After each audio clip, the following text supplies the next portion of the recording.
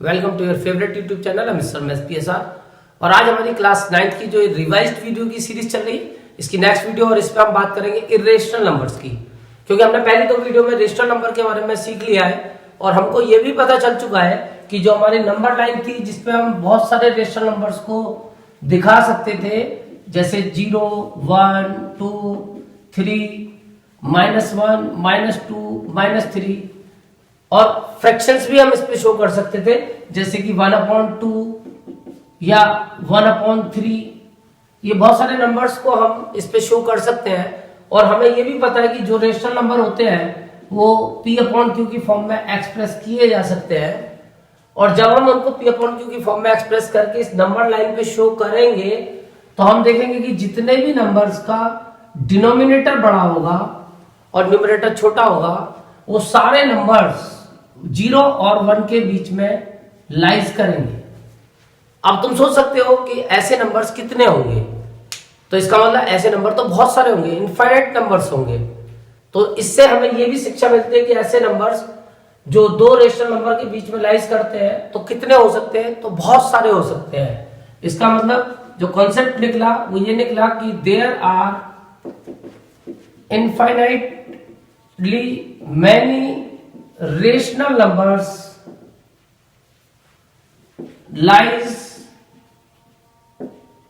lying between two rational numbers. और हमने पीछे एक्सरसाइज में ऐसा क्वेश्चन भी किया था जिसमें हमें 2 या 4 या 5 रेशनल नंबर्स निकालने थे। वो 2 की जगह 200 भी निकाल सकते हो, 2000 भी निकाल सकते हो, 2 लाख भी निकाल सकते हो। यानी कि अगर तुम्हारे पास मैं कोई भी 2 नंबर दे दूं, जैसे 1 और 2, तो इन दोनों रेशनल नंबर के बीच में तुम infinitely many rational numbers find कर सकते हो। और अब हम इस कॉन्सेप्ट को थोड़ा आगे बढ़ाते हैं और हम देखते हैं कि इस नंबर लाइन को हम रियल नंबर लाइन भी बोलते हैं, क्योंकि अभी इस पे ऐसे नंबर्स भी आ सकते हैं जो रेशनल नहीं होते और हम उनके लिए नाम देते हैं इर्रेशनल नंबर्स। जो पाइथागोरस थे उन्होंने एक कॉन्सेप्ट निकाला था 400 BC के आसपास कि जो नंबर्स रेशनल नहीं है, यानी कि उनको उन्होंने नाम दिया था इर्रेशनल नंबर्स का। और उन्होंने बताया था सबसे पहला इर्रेशनल नंबर √2। उन्होंने सबसे पहले 400 BC के अराउंड ये बताया था कि √2 ऐसा नंबर है जो P/Q की फॉर्म में एक्सप्रेस नहीं हो सकता, यानी P and Q are not integers. तो इस तरह से हम पहली बार पढ़ पाए इर्रेशनल नंबर के बारे में। लेकिन अगर हम देखें तो √2 की जो वैल्यू होती है वो अबाउट 1.414 समथिंग होती है, एग्जैक्ट नहीं होती। इसीलिए इर्रेशनल्स आ जाते हैं कि जिनकी वैल्यूज पूरी नहीं आती, ये आगे जाके इनफाइनाइटली चला जाएगा। तुम इसका डेसिमल कितने प्लेस तक भी निकाल सकते हो। और हमारे पास ऐसे बहुत सारे नंबर्स हैं, फिर हम उनको P/Q में भी एक्सप्रेस नहीं कर पाएंगे, क्योंकि नॉन टर्मिनेटिंग ये जो बना है वो नॉन रिकरिंग बना है। क्योंकि जो नॉन टर्मिनेटिंग रिपीटिंग होते हैं, रिकरिंग होते हैं, वो तो रेशनल होते हैं। उनको क्योंकि हम P/Q में दिखा सकते हैं, जैसे 1.333 चल रहा है और ये एक नॉन टर्मिनेटिंग नंबर है, बट ये नॉन टर्मिनेटिंग रिकरिंग है, तो इसको तो हम P/Q में लिख सकते हैं। 1.3 बार को हम P/Q में एक्सप्रेस कर सकते हैं। लेकिन ये वाला जो नंबर है ये नॉन टर्मिनेटिंग नॉन रिकरिंग है और इसको हम P/Q में एक्सप्रेस नहीं कर सकते। इसीलिए हमारे पास ये दूसरी कैटेगरी बन जाती है ऐसे नंबर्स की जो रेशनल नहीं होते, और उनके लिए हमने नाम दिया है इर्रेशनल। तो यहां से हमारा इर्रेशनल नंबर इंट्रोड्यूस होता है। और जो हमारा ये नंबर सिस्टम है ये मेनली 3 पार्ट में डिवाइड हो जाता है डेसिमल्स के बेस पे। और यहां से ही हमारे पास ये नई कहानी शुरू होती है इर्रेशनल नंबर्स की।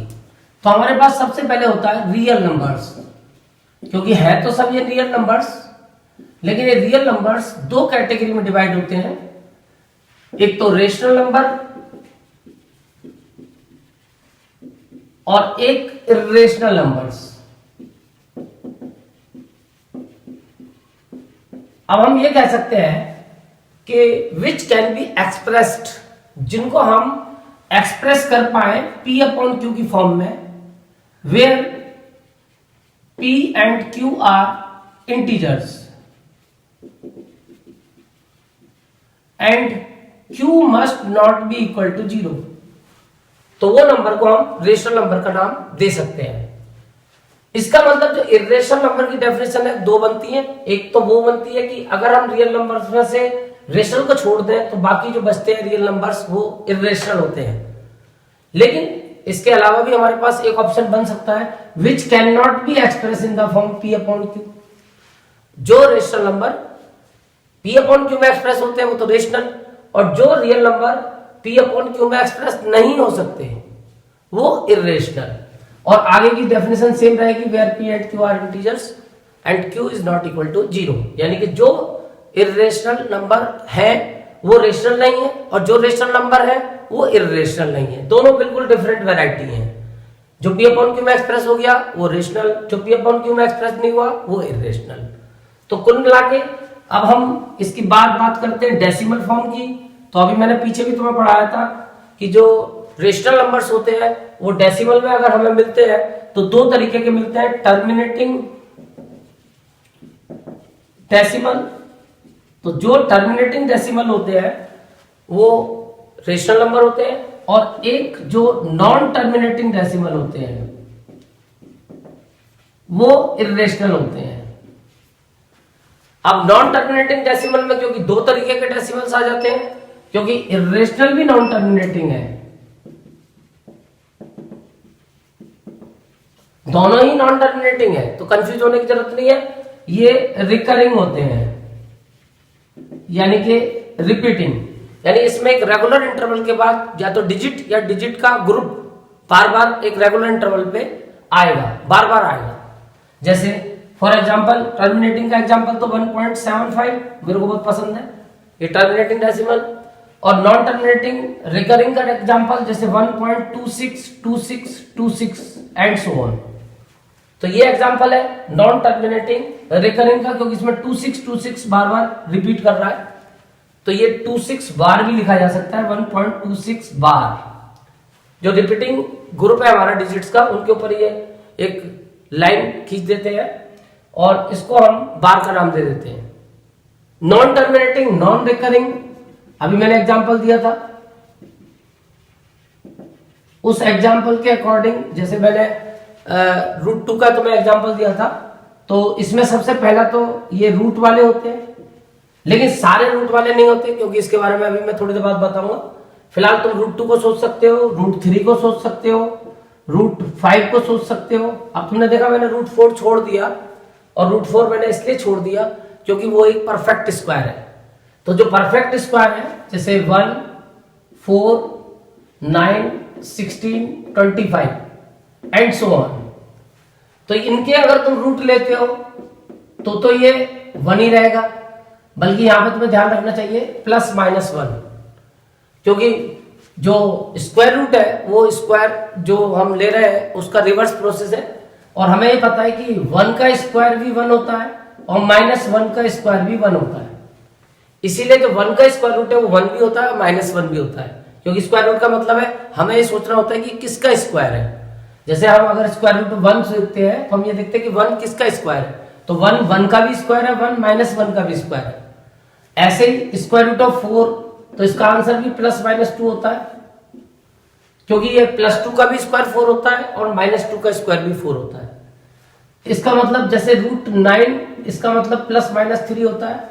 तो इसका मतलब ये हुआ कि जिनके ऊपर से रूट कट जाता है, कैंसिल हो जाता है, यानी जिनका हम पूरा स्क्वायर रूट ले पाते हैं वो तो फिर रेशनल हो गए, लेकिन जिनका हम पूरा स्क्वायर रूट नहीं ले पा रहे हैं, यानी इनके बीच में जो नंबर बचते हैं, जैसे 1 और 4 के बीच में 2 और 3 बचता है, तो उनका स्क्वायर रूट पूरा नहीं आता है, और उसको हम अगर डेसिमल में एक्सप्रेस करते हैं, डिवीजन मेथड से हम उसका स्क्वायर रूट निकालते हैं, तो वो जो स्क्वायर रूट आता है वो अभी मैंने बताया नॉन टर्मिनेटिंग नॉन रिपीटिंग आता है, नॉन रिकरिंग आता है, इसीलिए वो इर्रेशनल कहलाते हैं। तो जिनका decimal representation non terminating non recurring होगा वो सब इर्रेशनल में काउंट होंगे, उसमें √2 √3 √5 एंड सो ऑन। इसके अलावा पाई, बहुत से लोग पाई को समझते हैं कि वो रेशनल होता है, क्योंकि बचपन से हम पाई जो यूज करते आए हैं 22/7 और 3.14, केवल हम ये दो वैल्यू यूज करते हैं पाई की, बट तुम्हें जान के ताज्जुब होगा कि ये अप्रोक्सीमेट वैल्यूज हैं, एग्जैक्ट वैल्यूज नहीं है। Pi is not exactly equal to 22/7 और 3.14। ये सब अप्रोक्सीमेट वैल्यूज हैं, हम इनको अप्रोक्सीमेटली यूज करते हैं, इनकी एग्जैक्ट वैल्यू तो कोई बता ही नहीं सकते। पाई की एग्जैक्ट वैल्यू नहीं पता किसी को भी। आजकल तो इसकी डेसिमल प्लेस में बहुत हाई टेक्निक यूज करके ट्रिलियन प्लेस तक इसकी वैल्यूज निकाली जा चुकी हैं, बट वो भी एग्जैक्ट नहीं है। आगे कोशिश है कि और एग्जैक्ट वैल्यूज फाइंड हो जाएंगी। वैसे पाई जो होता है वो सरकमफ्रेंस और डायमीटर का रेशियो होता है, और रेशियो में जब कोई चीज है तो इसका मतलब वो रेशनल है। बट क्योंकि मेजरमेंट कभी एग्जैक्ट नहीं होते, यानी हम कभी भी कोई मेजरमेंट करते हैं तो हम उसको एग्जैक्टली नहीं मेजर कर सकते, उसमें एरर आएगी, वो आंसर कंप्लीट नहीं होगा, डिफाइंड नहीं होगा, वेल डिफाइंड। तो इसलिए ये जब इनका क्वेश्चन निकालेंगे तो वो भी वेल डिफाइंड नहीं होगा, इसीलिए वो नॉन टर्मिनेटिंग नॉन रिकरिंग होगा और वो इर्रेशनल में काउंट होता है। तो pi is an irrational number. इसके अलावा कुछ डेसिमल होते हैं नॉन टर्मिनेटिंग नॉन रिकरिंग, यानी कि स्टैंडर्ड पैटर्न बेस्ड डेसिमल्स होते हैं, जैसे 1.10 100 100 1 डैश डैश डैश। ये कुछ स्पेशल पैटर्न बेस्ड डेसिमल है। अगर इसको बहुत ध्यान से देखोगे तो देखो 1, लेकिन नेक्स्ट डिजिट 1 नहीं आ रही। अब हम डबल का लेके जो देखते हैं 10 पर देखो यहाँ 0 1 आ गया, तो 10 भी रिपीट नहीं हो रहा। अगर हम 3 का लेके देखते हैं तो 101, बट ये 101 नहीं है। 4 का लेके देखोगे, यानी कितना भी तुम ग्रुप बना के ट्राई मारोगे, ये कोई भी एक रेगुलर इंटरवल पे ग्रुप रिपीट नहीं करेगा। इसका मतलब ये स्टैंडर्ड पैटर्न बेस्ड कुछ डेसिमल्स है हमारे पास, इनको भी हम इर्रेशनल बोलते हैं, क्योंकि ये भी non terminating non recurring decimals हैं। और जो non terminating non recurring decimal है वो इर्रेशनल नंबर्स हैं। तो मेनली हम जो सारी कहानी अपनी चलाएंगे वो चलाएंगे रूट्स पे, और ये जो रूट है इसके लिए हम एक अलग से नाम भी देते हैं सर्ट्स। अब नेक्स्ट वीडियो में तो मैं सर्ट्स की दूंगा, क्योंकि इसके बारे में वहां मैं डिटेल में बात करूंगा। आज मेरा टॉपिक वो नहीं है, आज मेरा टॉपिक है एक्सरसाइज 1.2। अभी मेरी जो नेक्स्ट वीडियो है वैसे तो पड़ी हुई है वो, बट उसको भी मैं रिवाइज करूंगा, और वो वीडियो है सर्ट्स। सर्ट्स का मतलब ये जो रूट्स है, अब हमारे लिए एक नंबर सिस्टम बन जाएगा ये रूट्स का। और जितनी भी अब हम कैलकुलेशंस करेंगे 9th ऑनवर्ड, वो 9th में भी, बल्कि चैप्टर 1 के आगे, यानी चैप्टर 2 से जहां हम कैलकुलेशंस करते हैं, और चैप्टर 1 में भी है हमारी कैलकुलेशन, वो सब रूट्स की कैलकुलेशन होगी। जैसे हम 1 + 1 2 लिखते हैं, तो अब हमारे पास क्वेश्चन आएगा 1 + 1 = 2, ये तो रेशनल नंबर का एडिशन है। अब हमारे पास क्वेश्चन आएगा √2 + √3 = क्या होगा, या हमारे पास क्वेश्चन आएगा कि √2 × √3 = क्या होगा। तो ये एक नया नंबर सिस्टम बनेगा। इसकी नॉलेज तो लेने के लिए तुम्हें सर्ट्स की कैलकुलेशंस देखनी पड़ेगी, इनको हम सर्ट्स बोलते हैं, यानी जहां रूट इन्वॉल्व हो जाएगा कैलकुलेशन में तो वो सर्ट्स बन जाती हैं। अब ये सर्ट्स की नेक्स्ट वीडियो में तुम्हें दूंगा, वहां तुम इसको देखोगे। वैसे जो पड़ी हुई है पुरानी वीडियो भी सही है, बट उसे मैं कैमरा क्वालिटी और साउंड क्वालिटी की वजह से दोबारा से बनाऊंगा। अब हम बात करते हैं एक्सरसाइज 1.2 की। तो अब जो ये हमारे इर्रेशनल नंबर्स हैं, यानी जो रूट वाले नंबर हैं, क्योंकि जो नंबर लाइन हम पढ़ रहे थे एक्चुअल में, तो वो number line real number line कहलाई जाती है। और वो रियल नंबर लाइन इसीलिए कहलाई जाती है क्योंकि उस पर हम सारे रियल नंबर्स को शो कर सकते हैं, यानी जितने भी हमारे रेशनल नंबर हैं और इर्रेशनल नंबर है वो सब उस नंबर लाइन पे दिखाए जा सकते हैं।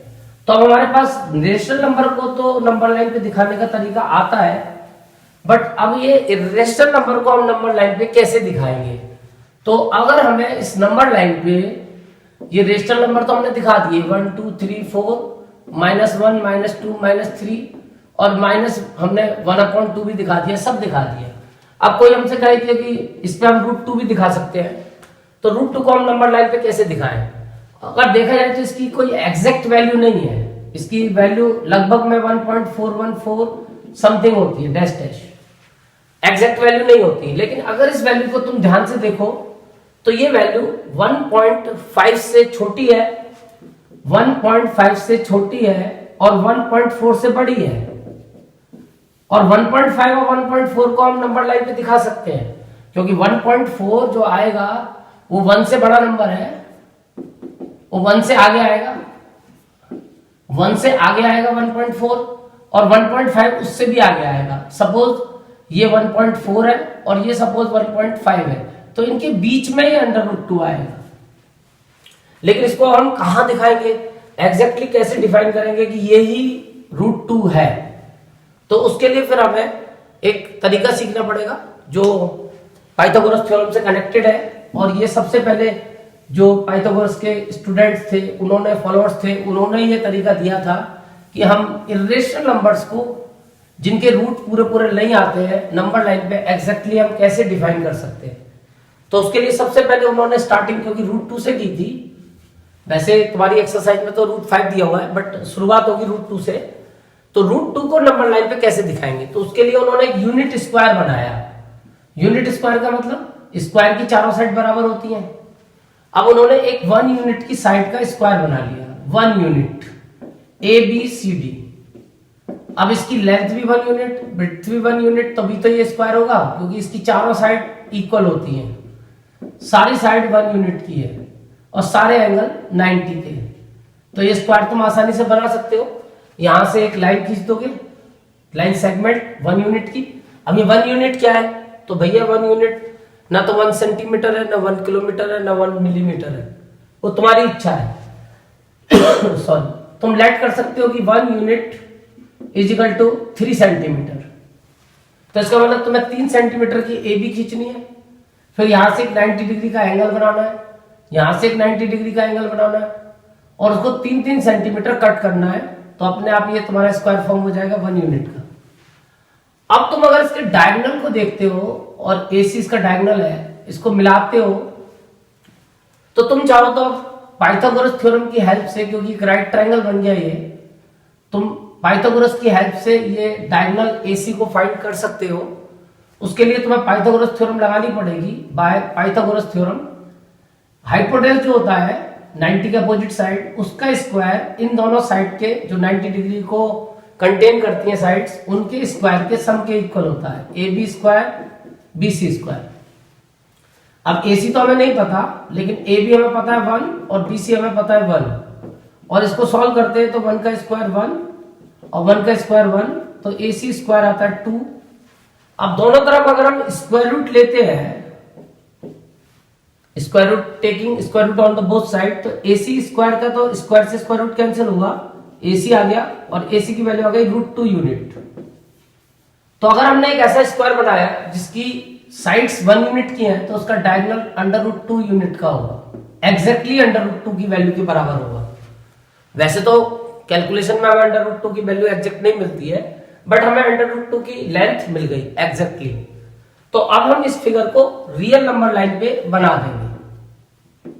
या 0 लेंगे, या 1 लेंगे, या 2 लेंगे, या 3, क्योंकि हमें पॉजिटिव में ही काम करना है।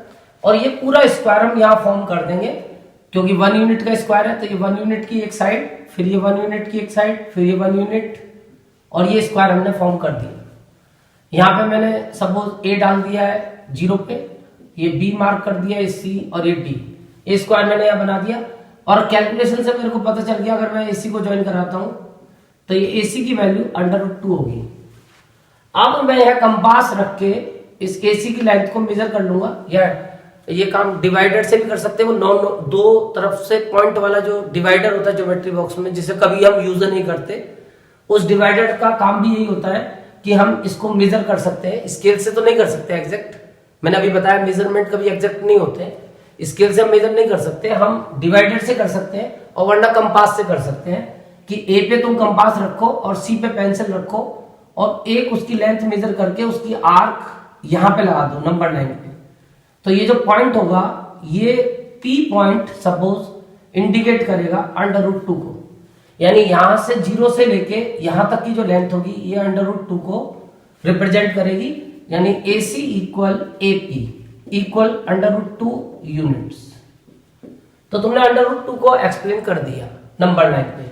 ये AP, जैसे ये 2 को इंडिकेट कर रहा पॉइंट, ये 3 को कर रहा है, ऐसे ही P पॉइंट √2 को इंडिकेट करेगा इस रियल नंबर लाइन पे। अब सपोज करो हमें √3 करना है, तो कोई घबराने की जरूरत नहीं है। जैसे तुमने √2 बनाया है, वैसे ही √2 बनाने में तुमने ट्राइंगल यूज किया है, तो इस वाले ट्राइंगल को तुम छोड़ दो। ये तुम्हारा √2 जो बना, इसी √2 पे एक 1 यूनिट का परपेंडिकुलर और ड्रॉ कर दो, एग्जैक्टली 1 यूनिट। यानी जितनी लेंथ तुमने यहां से यहां तक रखी थी और जितनी लेंथ ये रखी थी, क्योंकि ये 1 यूनिट थी, यहाँ स्क्वायर में तुम देख रहे हो ए बी और बी सी दोनों 1 यूनिट के हैं, तो जितनी ए बी थी जितनी बी सी थी, A B equal B C equal 1 unit थी, और 1 यूनिट का मतलब 3 सेंटीमीटर, यानी ये भी 3 सेंटीमीटर, ये भी 3 सेंटीमीटर। तो यहां से तुम्हें 90 डिग्री की एक लाइन बनानी है इस पॉइंट पे, और उसको 3 सेंटीमीटर ही कट करना है, यानी कि 1 यूनिट। और जब तुम इस पॉइंट को, ये मान लो एक तरह से ई पॉइंट होगा, इसको जब ए से मिलाओगे तो ये लेंथ आ जाएगी √3 यूनिट। और फिर से इसे कंपास में लेके यहां पे निशान लगा के इतनी लेंथ और नीचे आर्क लाके टच कर दोगे तो ये √3 तुम्हारा इंडिकेट हो जाएगा क्यू पॉइंट से, और ये क्यू पॉइंट इंडिकेट करेगा √3 को। तो तुमने √2 को भी रिप्रेजेंट कर दिया, √3 को भी। और अगर इसकी कैलकुलेशन करके देखोगे ट्राइंगल में, इस ट्राइंगल ACE जो ये राइट ट्राइंगल बना, अगर इसमें कैलकुलेशन करते हो बाय पाइथागोरस ट्राइंगल ACE में, तो तुम्हें दिख रहा होगा 90 के सामने हाइपोटेनस है AE, इसका square AC square plus CE square के इक्वल होगा, सम के। और तुम्हें पता है कि AC की वैल्यू √2 है और C की वैल्यू 1 यूनिट है, तो ये आ जाएगा √2 का स्क्वायर यानी 2 और 1 का स्क्वायर 1 यानी कि 3। तो AE स्क्वायर की वैल्यू आ गई 3। और जब तुम स्क्वायर रूट लोगे दोनों तरफ तो AE बराबर आ जाएगी, इधर तो स्क्वायर कैंसिल हो जाएगा, इधर रूट आ जाएगा। तो तुम्हें कैलकुलेशन से भी शो हो गया कि जो AE था वो √3 का था। अब ऐसे ही अगर तुम चाहो तो इस वाले पॉइंट में फिर एक परपेंडिकुलर ड्रॉ कर दो 90 डिग्री की लाइन, फिर उसको 1 यूनिट कट कर दो, तो ये जो लेंथ बनेगी AF वो √4 यूनिट की बनेगी। और वैसे देखा जाए तो √4 का मतलब 2 होता है। अब तुम जब कंपास में इसको लेके F पॉइंट को और यहां से टच करोगे तो ये 2 पे जाएगा, एग्जैक्ट बिल्कुल 2 पे आएगा ये, क्योंकि मैंने बताया √4 बनेगी। तो इससे वेरीफाई हो जाएगा हमारा तरीका बिल्कुल सही है, और ये √4 भी रिप्रेजेंट हो गया, यानी 2 भी रिप्रेजेंट हो गया नंबर लाइन पे। अगर हमें 4 की जगह 5 करना है तो फिर यहां से इस F पॉइंट पे फिर एक परपेंडिकुलर डाल देंगे 90 डिग्री का, फिर 1 यूनिट कट कर देंगे, ये G मिल जाएगा। और अब ये जो AG होगा ये √5 का होगा, और यहां कंपास रख के यहां पेंसिल रख के फिर इसको लाएंगे, ये 2 से थोड़ा आगे जाएगा, ये मान लो S पॉइंट आएगा, तो ये S √5 को रिप्रेजेंट करेगा। तो इसे बोलते हैं स्पाइरल मेथड। तो इस स्पाइरल मेथड से तुम किसी भी नंबर को इसी तरह से बना सकते हो, यहाँ पॉइंट पे 1 यूनिट ऐड करते चले जाओ। लेकिन अगर बहुत बड़ा नंबर है तो फिर तुम्हें आसानी से सोचने का तरीका आता है। जैसे अब सपोज करो √5 के लिए हमें ये सब कुछ करना पड़ा। अब मैं तुम्हें एक तरीका बताऊं कि √5 को हम और आसानी से बना सकते हैं शॉर्टकट में। अब हमें उसके लिए क्या करना है कि जो हमारे पास नंबर हमें नंबर लाइन पे दिखाना है, जैसे √5, तो हमें से 2 नंबर सोचने हैं जिनके स्क्वायर का सम 5 आना चाहिए। ऐसे 2 नंबर बहुत से हो सकते हैं, जैसे 2 + 1 भी हो सकता है, क्योंकि 2 का स्क्वायर और 1 का स्क्वायर आ गया 4 + 1 यानी कि 5। इसके अलावा तुम्हारे पास जो ऑप्शन मैंने अभी बताया था वो भी ऑप्शन आता है, यानी कि हम एक मान लो हमें √6 को एक्सप्लेन करना है। अब जैसे तुम्हें 2 आ गया 3 आ गया, देखो 2 का तो एक ही तरीका है। 2 के लिए तो तुम्हारे पास एक ही ऑप्शन है, 1 का स्क्वायर प्लस 1 का स्क्वायर, यानी 1 + 1 2। 3 का भी एक ही ऑप्शन है, और वो है √2 का स्क्वायर प्लस 1 का स्क्वायर, यानी कि 2 + 1 3। लेकिन अब 5 के लिए तुम 2 का स्क्वायर प्लस 1 का स्क्वायर करके ये 5 तक पहुंच सकते हो। 6 के लिए, अब 6 के लिए क्या करोगे? अब 6 के लिए तुम्हारे पास कुछ इस तरह से इनमें देखना है कि 2 नंबरों का स्क्वायर 6 बन जाए, तो 5 का स्क्वायर प्लस 1 का स्क्वायर भी ले सकते हो। लेकिन 5 का स्क्वायर तो 25 हो जाएगा, तो तुम्हें लेना पड़ेगा √5 का स्क्वायर। √5 का स्क्वायर यानी कि 5 + 1 6 आ गया।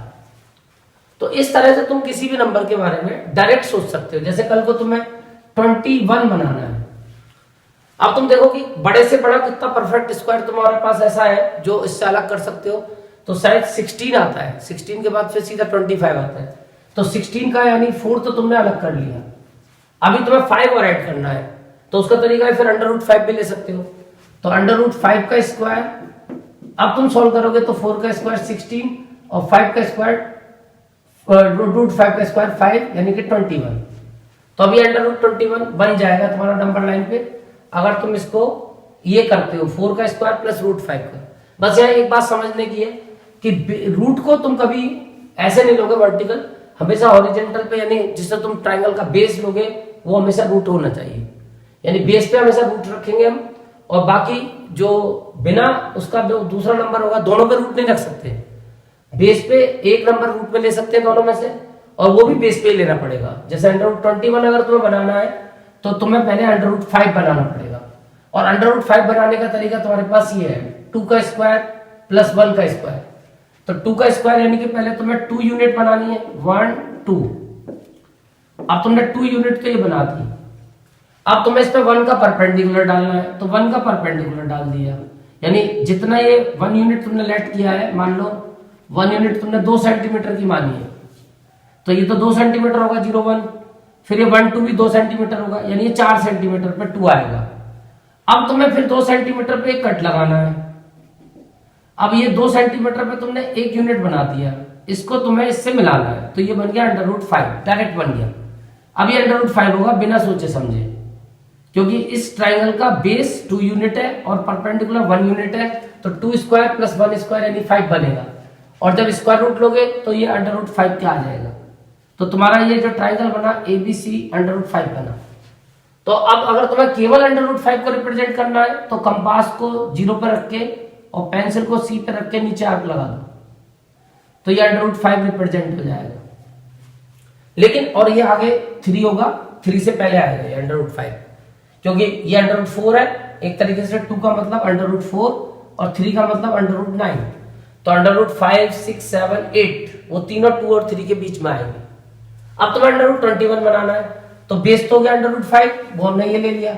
अब इसमें 4 यूनिट का परपेंडिकुलर डालना है, तो यहां से एक 90 डिग्री की लाइन बनाओ और इसको 4 यूनिट, अब 1 यूनिट 2 की है तो 4 यूनिट 8 की होगी, यानी कि 2 पे एक आर्क लगाई, फिर 2 पे लगाई, फिर 2 पे लगाई, फिर 2 पे लगाई, तो ये 1 2 3 4 यूनिट पे हमने एक पॉइंट ले लिया, सपोज D ले लिया, और A से जब हम D को मिलाएंगे तो ये लाइन √21 की लेंथ के इक्वल आएगी, यानी जो AD की लेंथ आई वो √21 की आई। अब इसको कंपास को यहां रख के √21 को हम मार्क करेंगे, नीचे लाके दिखा देंगे ऐसे करके, तो ये 4 से थोड़ा आगे आएगा और 5 से पहले आएगा, क्योंकि 4 का मतलब √16 है और 5 का मतलब √25, तो जो √21 है वो इन दोनों के बिटवीन लाइज करेगा।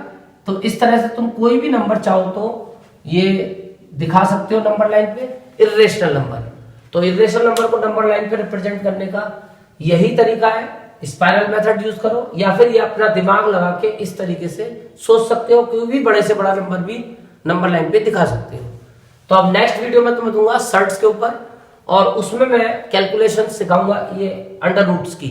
Thank you.